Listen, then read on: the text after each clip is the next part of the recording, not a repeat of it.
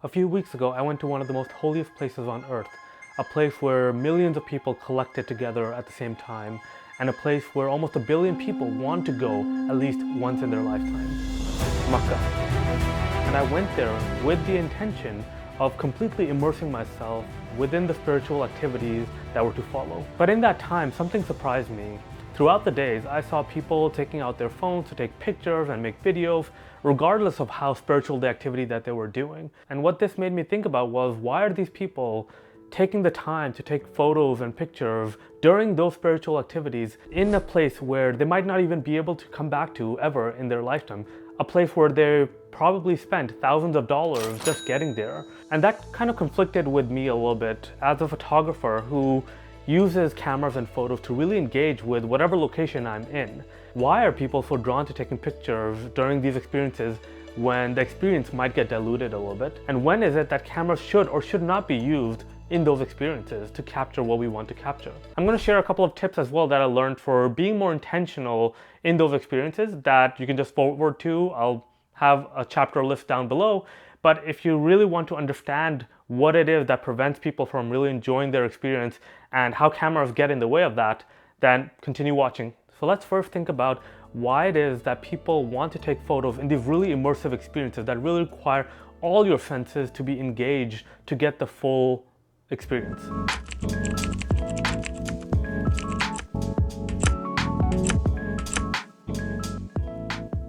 I think, and this is not really controversial, is people really want to immortalize the experience, and the best way to do that is to take photos or make videos.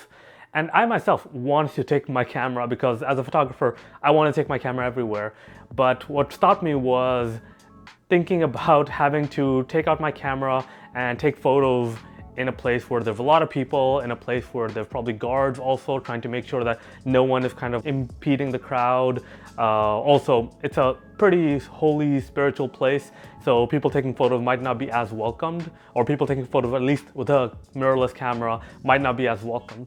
And that kind of prevented me from taking the camera. I think more than just having a keepsake in the form of a photo or a video, people start to feel a sense of FOMO. It almost becomes as if you really didn't go to that place if you don't take the photo and share it with other people. And that really encourages people to take photos and videos of almost every experience, whether it's big or small, to share those experiences with other people so that we ourselves can get a rush when we see other people enjoying it as well. But why am I, as a photographer, someone who really encourages people to look at the world through the lens of a camera, to be able to observe the world better, saying that it actually ends up dampening our experience of the world at times as well? Think about some of the most happiest times in your life, whether it was an impromptu get-together with your friends that ended up being one of the best days of your life, or if it was a family get-together and you all felt very close by the end of it.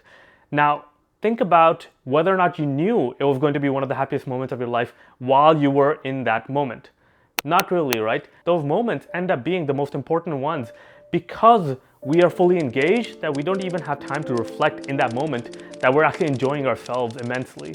And now think about it if you just add a camera into the mix. What happens next is you spend time trying to take photos of the experience while you're having it, knowing that you're having a really great time and you want to be able to remember it later on.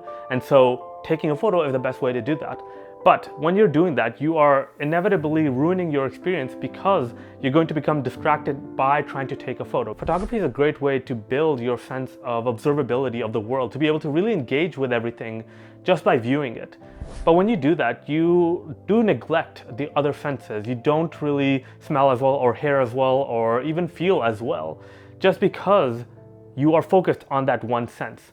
And in those experiences where you really need to be engaged with all your senses, trying to take photos in that time, trying to make compositions in that time, really makes it so that you neglect all those other senses and you focus only on one sense. And what that does is really dilute your experience of that moment. Now, I'm not saying that you shouldn't document those experiences, but in that moment, when you know you're having a great time, or when you really want to engage with the full experience of whatever event it is, whether it is a once-in-a-lifetime pilgrimage or a concert, you want to really be in the moment, engaged with whatever is happening around you.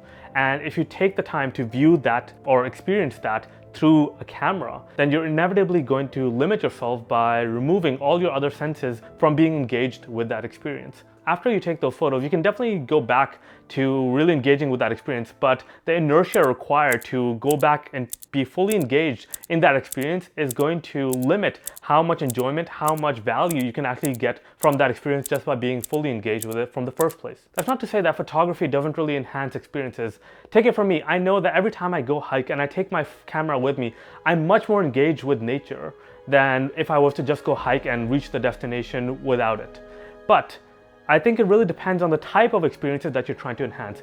If it's a really immersive experience that requires your engagement in more than just your sight, then it really doesn't help if you have a camera in the way, because you're obviously not going to be able to utilize all your other senses. Where photography does really help you be more present in the moment is in those experiences that seem very mundane to us. So when you're out on a walk, or you're taking a bus, or you're on your commute and you see something, it is in those moments when we're really not paying attention to what's going around us. We're trying to get to our destination, we're trying to finish our errands, things like that, and we're not really focused on the present moment. And that's where photography really helps. Sure, you might not really have the time to think about taking photos everywhere you go, but developing your skills with a camera, developing your skills as a photographer, or as a person who just takes photos, you become more accustomed to using a sense that people don't really engage when they're just trying to get to the end destination.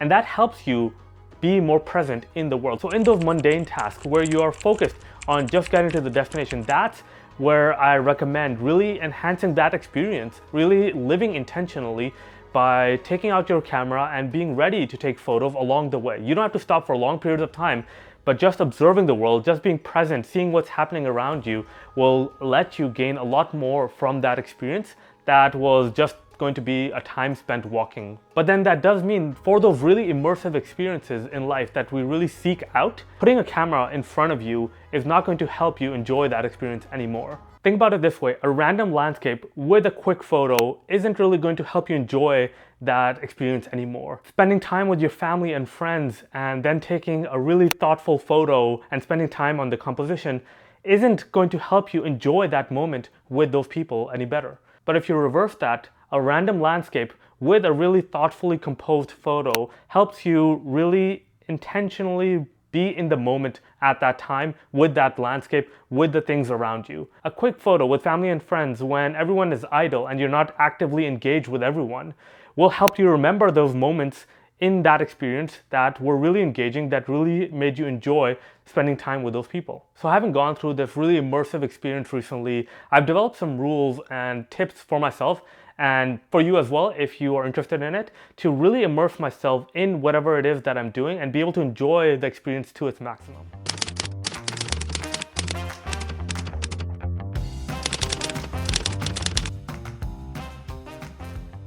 Number one is to temper my expectations of whatever experience that I'm about to begin. Social media makes it so easy to have really high expectations of everything because everything there is curated to make it so that people want to experience those things. But it does leave out a lot of the imperfections of those experiences. So tempering your expectations to not really have any, but to really purposely go to that experience with the intent of fully immersing yourself in that experience will get you much further than thinking about how much fun you're going to have before it has even begun. Number two, forget about photography and forget about social media.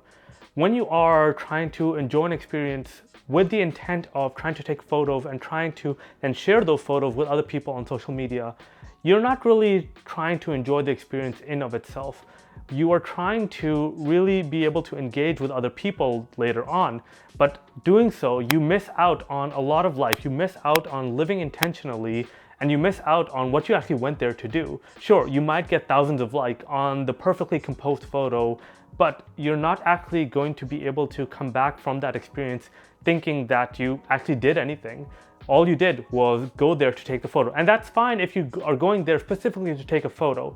But if you're going there to try and really fully immerse yourself in that experience to get whatever it is that you came to get from it, then you really need to not worry about the photography or social media. Number three, if you don't need to rush, don't rush, especially not for a photo. Now, as landscape photographers, our main focus is trying to get to that location where we know the composition is going to be right when the light is also going to be perfect. But when we're trying to enjoy an experience that is not related to photography, we are going to be missing out on a lot of what it is that we're trying to do if we're trying to rush through it just to be able to get to that perfect spot to take the photo with the perfect light.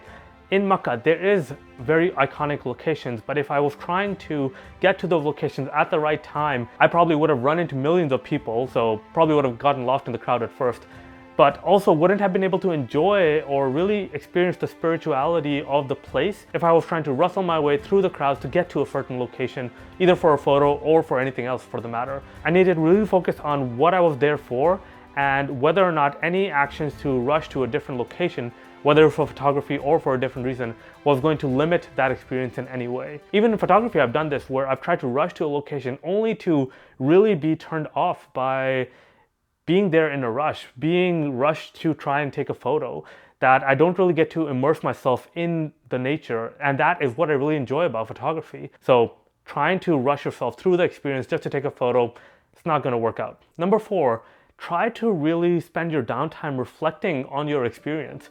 Like I said before, we don't really realize we're enjoying ourselves until afterwards.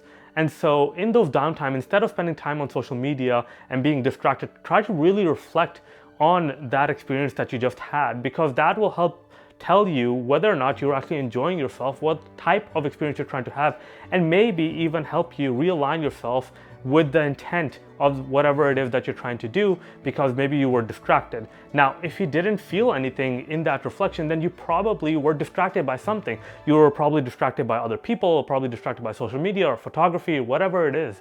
So that will help you realign yourself to really try to intentionally experience whatever it is that's going to come next. All right, thank you so much for watching. I hope you enjoyed this video and really learned about my experience of trying to live and experience more intentionally, so that you can also try to incorporate some of these ideas in your life to really take the camera out of the picture when it doesn't need to be there, and also use the camera and photography just to try and engage more with the world when you're not actually trying to do anything special.